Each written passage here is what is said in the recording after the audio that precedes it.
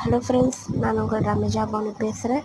கறி சாதம் அப்படியே பார்ப்போம் வாங்க. தக்காளி, வெங்காயம், உருளைக்கிழங்கு, தேங்காய், கசகசா, முந்திரி, மிளகாத்தூள், கரம் மசாலா, சிக்கன் மசாலா, முருங்கைக்காய், மல்லித்தூள், மஞ்சாத்தூள், இஞ்சி பூண்டு பேஸ்ட், இதெல்லாம் தேவையான பொருட்கள் மக்களே.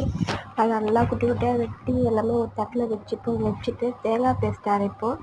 தேங்காய், முந்திரி, கசகசா போட்டு மூணுத்தையும் ஒன்றா போட்டு ஒரு பேஸ்ட் மாதிரி அரைச்சிட்டு ஒரு கடாய் ஹீட் பண்ணி அதில் பிரியாணி இலை, பட்டை எல்லாத்தையும் போட்டுட்டு வெங்காயத்தை போடுவோம். வெங்காயம் போட்டு நல்லா வதக்கி ப்ரௌன் கலரில் வரணும். அது வந்ததுக்கப்புறம் இஞ்சி பூண்டு பேஸ்ட்டு போடணும். இஞ்சி பூண்டு பேஸ்ட் பச்சை ஸ்மெல்லு போனதுக்கப்புறம் தக்காளி போடலாம். தக்காளி நல்லா மசிஞ்சு வரணும். நல்லா மசிஞ்சு வந்ததுக்கப்புறம் நல்லா பரட்டு மசிஞ்சு வரணும். அதுக்கப்புறம் அந்த மசாலாலாம் எடுத்து வச்சுக்கலாம். அந்த மசாலாலாம் போடுவோம்.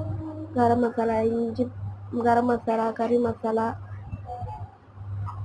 மல்லித்தூள், மஞ்சாத்தூள், மிளகாத்தூள் எல்லாத்தையும் போட்டு நல்லா பரட்டிட்டு நம்ம தேங்காய் பேஸ்ட் அரைச்சி வச்சுருக்கோம்ல, அந்த தேங்காய் பேஸ்ட்டை அதில் போடுவோம். நல்லா அந்த தேங்காய் பேஸ்ட்டை போட்டு நல்லா வதக்கி எடுப்போம்.